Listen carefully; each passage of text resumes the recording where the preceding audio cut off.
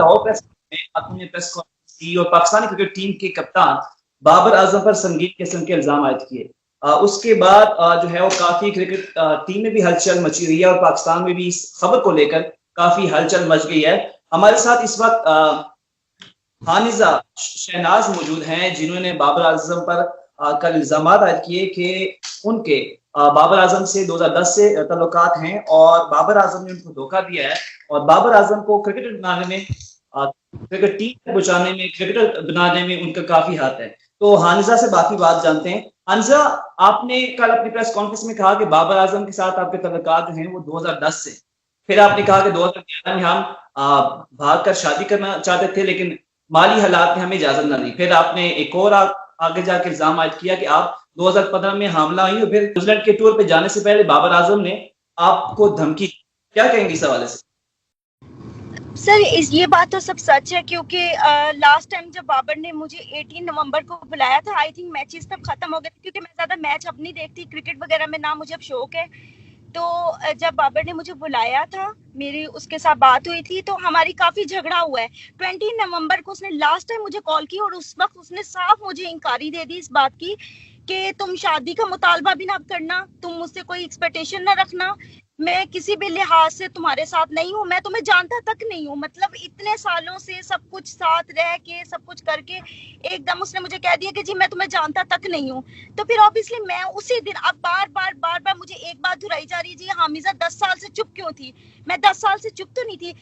फर्क सिर्फ इतना है कि आज मैं मंजरे आम पे आई हूँ, 10 साल से मैं खामोश तो नहीं थी। आपको मैं दिखा सकती हूँ कि मेरे पास इस वक्त 2017 में जो बाबर के खिलाफ मैंने कंप्लेंट दी थी, वहां पे दर्ज की थी, तब इन लोगों ने एक मशरूत सुलह की थी और ये आप जाकर नसीराबाद थाने में पुलिस स्टेशन में चेक कर सकते हैं, वहां के फेडेक्स ऑफिस में 2017 से ये वहां पे कंप्लेंट रजिस्टर्ड है, वहां पे ये रजिस्टर्ड थी। उसके बाद दोबारा फरवरी में क्वारंटाइन से पहले इसने मुझे बुलाया, 14 डेट थी और 4:30 बजे का टाइम था। मैंने उस दिन भी 15 की कॉल की थी, तब भी पुलिस आई थी। लेकिन जब पुलिस ने मुझे कहा कि क्योंकि इसने मुझे मारा था वहां पर बुलाकर, तो मुझे पुलिस ने कहा कि आप पुलिस स्टेशन चले, लेकिन मैं पुलिस स्टेशन नहीं गई। क्यों नहीं गई? क्योंकि सर मैं अकेली थी, मैं पुलिस स्टेशन जाती क्या करती, लोगों के सवाल थे, सो मैं खामोश हो गई।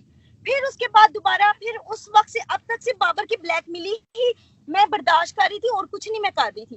इंकारी तो मुझे उसने आज से 10 महीने पहले ही कर दी हुई थी, लेकिन अब वो मुझे सिर्फ ब्लैकमेल कर रहा है। ब्लैकमेल इस बुनियाद पे कर रहा है कि जो तुमने मशरूत सुलह की थी उसकी वीडियो और जो उसके पास मेरी पिक्चर्स थी, जो जो चीजें थी, वो सब वो वायरल कर देगा। अच्छा हंसा, यहाँ पर बात कहिएगा कि आपके पास उनकी कोई पिक्चर ऐसी नहीं है कि बाबर आप इकट्ठे बैठे हो किसी साथ, आप किसी जगह गए हो, ऐसी आपके पास कोई सबूत या पिक्चर वगैरह है आपके साथ पास? देखिए सर, सबसे बड़ी बात है कि मैं बाबर का ना दो चेहरे हैं। एक दुनिया के सामने बड़ा इनोसेंट फेस है कि वो बहुत ज्यादा इनोसेंट है, एक चेहरा जो सिर्फ मैं जानती हूँ और वो लोग जानते हैं जो मुझे जानते हैं। उन लोगों को पता है, वो लोग हमेशा सारी जिंदगी पिछले 6-7 साल से मुझे उसके साथ जब देख रहे थे तब भी वो मुझे कह रहे थे कि ये सिर्फ तुम्हें इस्तेमाल कर रहा है, ये सिर्फ चालाक था। इसने सर 2 से 3 दफा मेरे मोबाइल तोड़े हैं, इसने कोई प्रूफ छोड़ा नहीं था, लेकिन जो प्रूफ इस वक्त मेरे पास मौजूद है ना, वो अल्लाह की तरफ से मेरे पास मौजूद है, अल्लाह की तरफ से। कि मतलब जैसे आपको पता है एक मोबाइल में एक पूरी वो डाटा पड़ा होता है, आपका जीमेल अकाउंट होता है, तो ये सब कुछ मेरे पास जब 2017 में मेरे पास बहुत ज्यादा पिक्चर्स थी। मैंने पुलिस कंप्लेंट की थी, किसी वजह से की थी, और एक पुलिस अफसर ने एम तो किसी को बुला नहीं लिया था। जब वो पुलिस अफसर ने उसको बुलाया तो सारे सबूत की बुनियाद पे ही बाबर को पुलिस स्टेशन बुलाया था। मुझे ये था कि अभी आपने कहा कि आपके पास सबूत आया कि अल्लाह की तरफ से, क्या सबूत है आपके पास? मेरे पास सर सबूत सारे मेरे सीडीआर्स हैं, क्योंकि आपने देखा होगा कि कल काफी नंबर्स वायरल हो गए, मेरे भी कुछ नंबर वायरल हो गए, कुछ मेरे सीडीआर में जो मेरी फैमिली के थे वो भी वायरल हो गए। पहले जो बाबर का नंबर था जो पीसीबी में रजिस्टर्ड था, जो उसका अंडर 19 से चलता आया, तो उसकी पूरी कॉल डिटेल्स, मेरी तमाम सीडीआर 2014 की, 15 की, 16 की, वो सारी मेरे पास मौजूद है। और वो मैंने 2017 में जब कंप्लेन की थी उससे पहले मैंने अपने पास रखी हुई थी, क्योंकि आप भी समझते हैं कि इतना पुराना कॉल डाटा तो कहीं से भी नहीं मिल सकता था। उसके बाद अभी जो बाबर मुझे अपने प्रोफेशनल नंबर से दोबारा नंबर चेंज करके इस कंप्लेन 2017 के बाद मुझे राब्ता कर रहा था। वो नंबर भी मेरे पास है और उस पे बकायदा मौजूद है, मैं आपको दिखा भी सकती हूँ, जिसपे बाबर के साथ मेरी बात होती थी और वो मुझे कॉल करता था। मैंने तो नहीं बाबर को कॉल की थी पिछले 10 महीने में। 10 महीनों से मैं बाबर से डिस्कनेक्ट थी। बाबर मुझे इस चीज पे ब्लैकमेल कर रहा था कि वो मेरी वीडियोस वायरल कर देगा अगर मैंने कोई मुतालबा की। शायद उसके दिल में कोई डर था कि ये कहीं उठ ना जाए। ये देख सकते हैं आप, ये सब मौजूद है सबूत। और इस पे वो मुझे कॉल कर रहा था, ये कंटिन्यूअसली आपने देखा, ये सारी उसकी कॉल्स हैं, मैंने उसको एक भी कॉल नहीं की। इसमें बहुत सी मिस कॉल्स हैं, बहुत सी आप देख सकते हैं रिजेक्ट कॉल है। ये सब मैं एविडेंस अदालत में रखूंगी। हमजा, मुझे एक और चीज बताइएगा कि आपने कहा कि आपका ताल्लुक जो था 2010 से शुरू हुआ था, बाबर आपके घर रिश्ता लेकर गए थे 2010 में। आपकी उम्र क्या थी उस वक्त 2010 में? मैं आई वॉज 14 to 15 ईयर्स में भी 14 to 15। मैं बाबर से छोटी हूँ। लोगों ने ये कहा जी कोई 40 साल की आंटी है जो ब्लैकमेल करने आ गई है, कोई ये हो गया, कोई वो हो गया। बाबर मुझसे बड़ा है, मैं बाबर से छोटी हूँ। बाबर मुझसे 2 से 3 साल बड़ा है। अच्छा, आपने जब 2010 में तकरीबन बाबर आजम की जो उम्र होगी तकरीबन 16 साल है, अक्टूबर 19 की एज 17 ईयर्स है, क्योंकि वो अंडर 19 खेलने लगा था तो 17 साल का वो तकरीबन था। 17 साल का था, 17 years I remember. Yes, 17 years का था वो।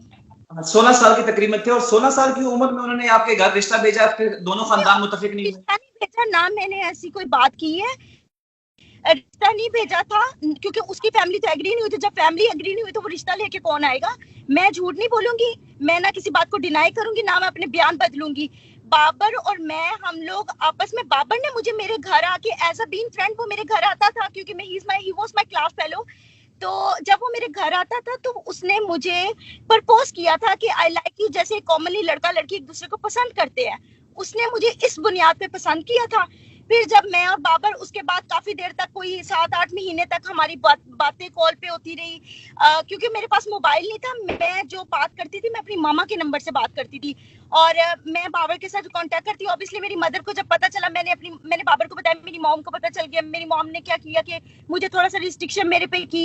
बाबर ने, मैंने कहा कि आप अपनी फैमिली को बता दो, मैं अपनी फैमिली को, मैंने अपनी मॉम को बताया और मेरे घर से भी इनकार हो गया। बाबर की फैमिली ने, उसके फादर ने भी इनकार कर दिया क्योंकि जो बाबर के फादर थे ना, वो उस पर बहुत ज्यादा प्रेशर ऑब्वियसली हर बाप करता है। उसके फादर का कुछ एक्स्ट्रा ऑर्डिनरी उसके ऊपर था। तो हानिसा, एक और चीज कहेगा कि आप जब दोनों ने आपने फैसला किया कि हम घर से भाग कर शादी करेंगे, फिर आपने शादी तो नहीं की लेकिन आप घर से भागे रहे, बकौल आपके, ये 2011 की बात है। तब आपकी बकौल आपकी उम्र 15-16 साल होगी और बाबर की 16-17 साल होगी। उस वक्त आपने ये नहीं सोचा होगा कि हम ये अभी हमारे पास कुछ है भी नहीं, हम कहाँ जाएंगे? देखिए, जब इस तरह की एज होती है ना तो इंसान इस तरह की चीजें, आई डोंट थिंक सो कोई भी शख्स हो, मैं नहीं, कोई भी शख्स हो सोचता नहीं है। लेकिन मेरी ये हिम्मत थी कि मैंने एक अच्छी अक्लमंदी ये दिखाई थी कि मैंने खुद स्ट्रगल किया था और वो मैं करती आई थी टिल 2017 तक। मैं खुद स्ट्रगल करती रही हूँ खुद, जब तक मैं उस घर में रही हूँ। मैं आपको देखिए, ऐसे तो कोई किसी पे इल्जाम नहीं लगाता। मैंने आपको बताया कि आप उस अहले इलाके में जाकर देख सकते हैं, पूछ सकते हैं, आप वहां पे क्रॉस वेरिफिकेशन कर सकते हैं कि यहाँ पर जो घर लिया था वो बाबर आजम ने क्या क्या कि इस लड़की को यहाँ पे इतनी देर रखा इस घर में, और क्या मतलब उनके, तो वो खुद बताएंगे इसने बतौर बीवी रखा था। क्योंकि हम लोग, मेरे पास तो आईडी कार्ड भी नहीं था। आपने आई थिंक देखा होगा, मेरा आईडी कार्ड भी वायरल हो गया। मेरा तो आईडी कार्ड भी नहीं था, मेरा तो 2017 तक आईडी कार्ड नहीं बना हुआ था। हमजा, यहाँ पे रुकिएगा। आपने कहा कि जब हम घर में गए तो उन्हें जो अहले इलाका थे, अहले मोहल्ला थे, हमें घर में रहे, तो बाबर की उम्र तकरीबन लगभग 17 साल होगी। तो मोहल्लेदारों ने आपको घर रेंट पे दे दिया उस वक्त? दोनों के शनाख्ती कार्ड उस वक्त नहीं बने हुए थे? 18 साल की उम्र में शनाख्ती कार्ड बनता है? जी, बाबर का बना हुआ था, मेरा नहीं बना हुआ था। बाबर का था उस time ID card. I think नहीं, आई एम डैम श्योर कि उसका उस टाइम आईडी कार्ड था। वो इस तरह हुआ था कि जब अहले इलाके के लोगों ने तो नहीं पूछा, लेकिन वो ऑनर जो थे ना, वो, दरअसल बात ये थी कि जिस घर में मुझे बाबर ने ठहराया था उसके साथ वाली गली में तो बाबर का अपना घर था और सारी दुनिया जानती थी कि ये बाबर, ये फलां का बेटा है, फलां जगह पे रहता है। इसलिए बाबर को किसी ने ज्यादा सवाल ही नहीं किए। यहीं पे एक और रुकिएगा कि आपने कहा साथ वाली गली में उनका अपना घर था, तो बाबर के घर वाले कभी आप उनको ढूंढने नहीं आए या आपको ढूंढने वाले आपके घर वाले नहीं आए कभी? नहीं, मेरे घर वाले देखिए, मैंने कल भी एक प्रेस कॉन्फ्रेंस में बात की थी कि जब बेटी की बात आती है, आप भी इस चीज को समझते हैं, तो इस तरह के बातों पे जो माँ बाप होते हैं ना, वो ज्यादा बात को कवर ही करते हैं कि हमारी बेटी की इज्जत ना उछले। मेरी मदर ने मुझे कांटेक्ट नहीं किया क्योंकि मेरे पास मोबाइल नहीं था, लेकिन उसके बाद मैंने अपनी मदर को कांटेक्ट किया और मैंने यही कहा था कि मैंने शादी कर ली हुई है। फिर वो खामोश हो गई थी, वो कुछ नहीं बोली थी। लेकिन बाबर की फैमिली को पता था कि ये यहाँ पर जाता है, यहाँ पे रहता है, ये क्या कर रहा है। उसकी फैमिली ने क्यों नहीं पूछा, ये तो अब वो आप उनसे पूछ सकते हैं, मैं तो उस चीज का जवाब नहीं दे सकती। लेकिन अलबत्ता उसके बड़े भाई को, उसके छोटे भाई सफीर को, उसके कजन आदिल, कामिल, सब मेरे घर में आते थे, सब अच्छा, आते कोच थे। बताइएगा, आपके इल्म में कि बाबर आजम ने किस उम्र में डेब्यू किया और कब किया? 2014 पहले तो वो अंडर 19 मेरे सामने खेलना उसने स्टार्ट की थी, अंडर 19 का वो कैप्टन भी बना था। उसके बाद 2014 में एग्जैक्टली आई थिंक उसने पाकिस्तान ए खेला था, जब उसका अच्छी तरह लोग उसको पहचानना शुरू हो गए थे। जब हम बाहर निकलते थे तो लोगों ने उसको पहचानना शुरू हो गए थे। तो 2014 में ये टाइम आया था जब बाबर का मेरे से बिहेवियर आस्ता आस्ता चेंज होने लग गया था। अच्छा हंसा, यहाँ पे रोकिएगा। बाबर ने जो उनकी बायोग्राफी है, जो फैक्ट्स हैं, बाबर ने डेब्यू किया अपना फर्स्ट क्लास करियर, जो मैच स्टार्ट किया 2010 में जरिए तरक्याती बैंक के खिलाफ उन्होंने पहला अपना मैच खेला। फिर 2012 में उन्होंने अंडर 19 जो पाकिस्तान टीम जा रही थी उसकी कैप्टनसी की वर्ल्ड कप के लिए। फिर 2015 में अपना पाकिस्तान के लिए डेब्यू किया जो नेशनल टीम है। तो आप कह रही है कि आपने उनको क्रिकेट में सपोर्ट किया, 2010 में वो फर्स्ट क्लास क्रिकेट खेलना खुद स्टार्ट हो गए थे, तो फिर आपने कैसे देखिए, सपोर्ट किया? ये बात आप नहीं कह सकते, ये बात का सिर्फ मुझे पता है और उन लोगों को पता है कि बाबर के माली हालात क्या थे, उसके घर वाले उसको किस तरीके से रखते थे। ये बात नहीं कह सकते। ZTBL में जब वो सैलरी लेता था ना, तो तब 58,000 आई थिंक उसकी थी। मैं इतनी चीजें ओपन नहीं करना चाहती, लेकिन अब मुझे मजबूरी है करना। बाबर मेरे सामने जब सैलरी लेता था ना, तो बाबर की वो सैलरी सारी उसके घर जाती थी। ये मैं बात कतई नहीं करती, लेकिन बाबर ने कभी मुझे अफोर्ड नहीं किया था, साथ ला के भी कभी अफोर्ड नहीं किया था। लेकिन मेरे हालात थे, मेरे कुछ इस तरह की, मुझे नौकरी करनी पड़ी थी। फिर बाबर को, आज जो बाबर सबको कहता है कि जी it's all credit for my family, family को आप खुद मैचेस उसके देखते रहे हैं। आप 15 तक 16 तक जाकर देख सकते हैं, 15 तक की उसकी हिस्ट्री में उसका कौन सा भाई, उसके फादर कभी उसको वहां पे चेयरअप करने आए हैं। हमेशा मैं हुई हूँ, हमेशा मैं वहां पे मौजूद हुई हूँ, चाहे मैं एक पैसेंजर बन के बैठी हूँ, चाहे मैं जैसे भी बैठी हूँ, पर मैं हमेशा हुई हूँ। और बकौल बाबर के, आप बाबर को सबसे बड़ी बातें, इतनी बड़ी बातें उछल गई हैं, कल से अभी तक बाबर ने कोई जवाब क्यों नहीं दिया? क्योंकि वो, उसको पता है कि मैं सच बोल रही हूँ। वो आके मेरे सामने बात करे ना कि वो मुझे नहीं जानता। हंजा, एक और सवाल, जो सोशल मीडिया पर आपको काफी तनकीद का निशाना बनाया जा रहा है और कहा जा रहा है कि आप ये सब सिर्फ शोहरत हासिल करने के लिए कर रही है। इससे पहले भी शायद अफरीदी के खिलाफ भी एक खातून उठी थी इंडिया से, उन्होंने भी उन पर इल्जाम लगाए थे। आपका भी ये कहा जा रहा है कि आप सिर्फ बाबर आजम को बदनाम करने के लिए और सिर्फ शोहरत हासिल करने के लिए ये कर रही हैं, क्या कहेंगे इस पे आप? देखिए, सबसे बड़ी बात है, कल मैं पढ़ रही थी, लोग कहते जी इसको इंडिया ने भेजा हुआ है। ये बेसिकली, पहले तो एक चीज कंफर्म कर दूं कि मैं पाकिस्तानी हूँ, मैं लाहौर में ही पैदा हुई हूँ और मैं मुस्लिम हूँ, अल्हम्दुलिल्लाह। दूसरे नंबर पे, शोहरत मैंने किस चीज की हासिल करनी है? सबसे बड़ी बात ये, मुझे कोई जरूरत ही नहीं शोहरत हासिल करने की। आपको मैं ये बात यहाँ पे क्लियर करती जाऊं, मुझे नहीं पता किसी के क्या स्कैंडल खुले, क्या नहीं खुले। कभी भी कोई भी खातून, दुनिया की कोई भी खातून यहाँ पे इस प्लेटफॉर्म पे आएगी तो किसी मजबूरी के तहत आएगी। शोहरत के लिए कौन औरतें आती होंगी मुझे नहीं मालूम, मैंने यहाँ तक नहीं आना था। तीन दफा पहले भी मैं पुलिस के पास गई। आज यहाँ पे मंजरे आम आने की वजह सिर्फ और सिर्फ ये थी कि पुलिस ने मेरी बात नहीं सुनी थी, क्योंकि वही बात आ जाती, बाबर आजम स्टार होगा, no doubt, he is a very brilliant player right now. लेकिन अब मुझे कह रही थी 10 साल बाद आपको होश है। ये 10 साल बाद तो नहीं आई, मैं पहले आई थी। आज तुम कप्तान बन के क्यों आई हो? कप्तान हो और मैं उसकी रिटायरमेंट पे आती कि जी बाबर ने मेरे साथ ये किया है। सबसे बड़ा सवाल ये है, मैं कोई शोहरत नहीं हासिल करना चाहती, मैं कोई शोहरत नहीं हासिल करना चाहती, मुझे कोई ब्लैकमेल करने का शौक नहीं है, मुझे कुछ नहीं है। मैं कानूनी तौर पे जो वे होना चाहिए एग्जैक्टली मैं वो लूंगी। मैं किसी किस्म की किसी को ब्लैकमेल नहीं करना चाहती। यहाँ पे रुकिएगा। हंजा, आपने कहा कि 2015 में आप हमला हुई और आपका हमल जाया किया गया, तो एक माँ के लिए एक बहुत बुरी खबर होती है कि उसका हमल जाया किया जाए, उसका बच्चा जाया किया जाए। तब आपने उनके खिलाफ एक्शन क्यों नहीं लिया, या तब आप उनके खिलाफ थाने क्यों नहीं गई, या उनके खिलाफ कुछ स्ट्रिक्ट एक्शन क्यों नहीं लिया? 2017 में आपने कहा कि आपने कंप्लेन जो है उनके खिलाफ दरख्वास्त दी, लेकिन 2015 में आपने अपना। मैं उस वक्त, देखिए मैंने आपको बताया कि मैं उस वक्त उसके साथ थी, मतलब एक ही जगह पे रह रहे थे। तो मैं उस वक्त, मेरा कोई ऐसा माइंड भी नहीं था कि मैं पुलिस के पास जाती, क्योंकि मैं उस वक्त बेबस थी। सिंपल सी जो बात है, मुझे वे नहीं नजर आ रहा था उस टाइम, मेरे साथ कोई नहीं था। जब मैं अपने घर आई हूँ उसके बाद दोबारा इसने अपनी हवस स्टार्ट की और मुझे तंग करता था, मारता था। फिर मुझे पता था यार मुझे सपोर्ट करने वाली मेरी फैमिली है, मैं पुलिस के पास जाती हूँ। पहले तो मैं अकेली थी, इसलिए मैं कभी नहीं उठ के गई। देखिए, मैं बाबर आजम का नाम नहीं ले रही, मैं उन लोगों का भी नाम ले रही हूँ जो खुद एक प्लेयर्स है। उन प्लेयर्स की भी मेरे पास रिकॉर्डिंग मौजूद है। ये सब सबूत अब मैं यहाँ पर नहीं दूंगी, ये मैं अदालत में दूंगी। मेरे अच्छा, पास आप मुझे कौन से प्लेयर की रिकॉर्डिंग मौजूद है? कोई नामी ग्रामी प्लेयर है आपके पास? मेरे पास बिलावल भट्टी है, ठीक है। उनको मालूम है कि बाबर आजम के साथ मैं बतौर मंगेतर, जो प्लेयर्स थे उनको बतौर मंगेतर कहता था, जो बाहर के लोग थे उनको बतौर बीवी कहता था। सबसे बड़ी ये मतलब मुझे मैं इस चीज को कभी नहीं डिनाई करूंगी कि बाबर ने कभी मुझे ये बात की है कि क्या नाम है आप मेरी बतौर गर्लफ्रेंड, मुझे कभी ना मैंने सुना है, ये बात सुनी थी बाबर के मुंह से, ना मुझे मालूम है, ठीक है। हमेशा उसने बतौर मंगेतर बतौर बीवी ही मुझे सबके सामने शो किया है। अच्छा, आपने कल कहा उस्मान कादर भी गवाए हैं। जी, आप एक और उस्मान नाम लेके कादिर बिलावल भट्टी का नाम ले लिए। एक्चुअली वो जो जगह थी ना वो उस्मान कादिर की ही जानने वाली थी, क्योंकि बाबर को ऐसी चीजों का इल्म नहीं था। बाबर ये भी एक मतलब स्टोरी थी जो बाय डिटेल जो है वो मैं अदालत के सामने बताऊंगी कि how to start and how to ending. लेकिन इसका जो मेन जो ये पॉइंट जो था ना, ये उस्मान कादिर का था जानने वाला। ये जिस जगह पे ये लोग लेकर गए हैं, बाबर की वो जानने वाली जगह नहीं थी, वो उस्मान कादिर की जानने वाली थी। और इसके तायाबू के बेटे कामिल अकरम थे, इसका छोटा भाई सफीर आजम था, और दूसरे नंबर पे नवीद एक प्लेयर था जो इनके साथ खेलता था ये एनसीए में और वहादत रोड पे एक ग्राउंड थी। तो ये लोग मुझे वहां पर लेकर गए थे। सर, मुझे एक और चीज चाहिए कि आपने कहा था 70 लाख सूद आप पे चढ़ा, आपने बाबर को सपोर्ट किया, तो सूद जी कैसे अदा किया आपने? 70 लाख कोई मामूली रकम नहीं होती, आपने कैसे सूद अदा किया वो, सर, और सूद कहाँ इस से लिया तरह, था? मैं आपको बताती हूँ सर। सूद दरअसल इस तरह हुआ था कि जब आपको पता है कि इंसान की इनकम थोड़ी हो और उसके शौक बड़े हो, तो फिर ऑब्वियसली वो कहीं ना कहीं फंस जाता है। आप भी इस चीज को तस्लीम करते हैं। बाबर जब आईफोन 4 आया था, बाबर ने कहा जी मुझे आईफोन 4 लेना है। आईफोन 5 आया, आईफोन 6 के बाद 6 प्लस की सीरीज स्टार्ट हुई थी। पहले तो 4 और 5 ही था, जो मुझे इल्म है, मुझे इन चीजों का ज्यादा नहीं है।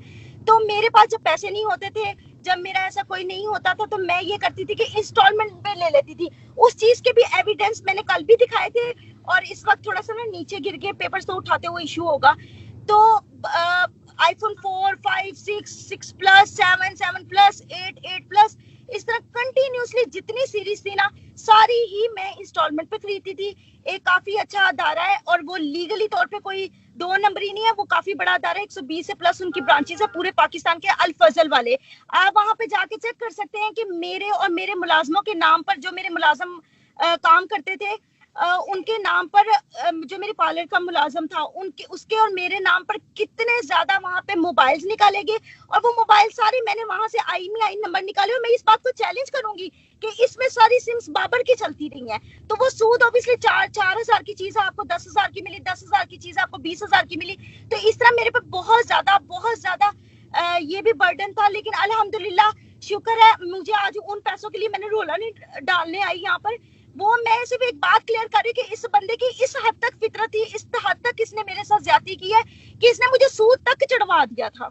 हाँ, एक और चीज तयगा, आपने कहा कि बाबर आजम ने आपको न्यूजीलैंड टूर से जाने से पहले आपको धमकियां दी जान से मारने की, आप इस बात पे अभी तक कायम है? क्या धमकी दी आपको, कैसे धमकी दी? सर धमकी ये दी कि मेरे पास ना, मुझे उससे तकरीबन 3-4 दिन पहले, एग्जैक्टली डेट तो मोबाइल के ऊपर लिखी, क्योंकि उसने जब मुझे कॉल की थी वो उस पॉइंट पे लिखी है। इसने मुझे बुलाया था गुलबर्ग में, राइस बाउल के पास। मैं गई हूँ, तो सबसे पहले तो इसने मेरा मोबाइल छीना है, मोबाइल छीन के उसको तोड़ा। वो मोबाइल भी मेरे पास मौजूद है। तो उसने तोड़ा इस तरीके से था कि शायद मेरे पास कोई एविडेंस नहीं रहेगा। लेकिन वो, मैंने आपको पहले बताया कि मैंने बतौर स्क्रीनशॉट ही दिखाए हैं। वो स्क्रीनशॉट मैंने अपने मोबाइल में सारे सेव कर लिए। तो लोगों ने ये कहा जी तैयार किए होंगे। जिसने मैसेजेस तैयार करने होते हैं ना, वो 2-3 नहीं तैयार करता, वो पूरी फिर 1,000 की तादाद में तैयार करता। सबूत तैयार करने ना खुद। तो फिर ये हुआ था कि बाबर ने मुझे ये धमकियां दी थी। उन मैसेजेस के ऊपर भी आप पढ़ सकते हैं कि तुम्हें मैं देख लूंगा, अगर तुमने कुछ किया तो तुम्हारा मैं हशर कर दूंगा।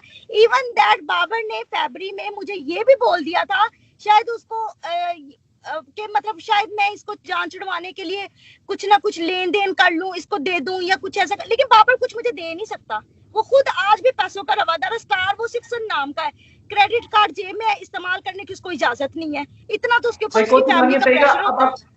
अब आगे आपका क्या नेक्स्ट स्टेप होगा, क्या करने जा रही हैं आप? सर देखिए, मेरी नजर में या आप लोगों को भी नजर आ जाएगा, जो उसने मेरे से ज्यादती की है उसकी तो मैं उसको सजा दिलवाऊंगी। सभी शोर रहता है, ब्लैक मिली है, ये है वो है। आप कभी नहीं, आप भी यहाँ पर है, मैं भी यहाँ पे, मुझे कोई शोहरत नहीं चाहिए, मुझे अपने कोई इंटरव्यूज नहीं देने, मुझे कुछ नहीं करना। मुझे सिर्फ और सिर्फ अपनी बात को बयान जहाँ पे करना पड़ेगा मैं करूंगी, लेकिन मैं कानून के पास जाऊंगी और इंशाल्लाह मुझे पता है मुझे अल्लाह ताला इंसाफ दिलाएगा, क्योंकि अल्लाह भी इस चीज का गवाह है कि इसने मेरे साथ ज्यादती की है। बस मैं इसको कानूनी जो इसके ऊपर कार्रवाई होगी वो करवाऊंगी। और अभी मेरे जो मुकदमात इसके खिलाफ दर्ज हुए हैं अदालत में, वो भी इंशाल्लाह हमें 4 तारीख को 4 डेट को इंशाल्लाह वो भी सबके सामने आएंगे। Thank you very much हांजा।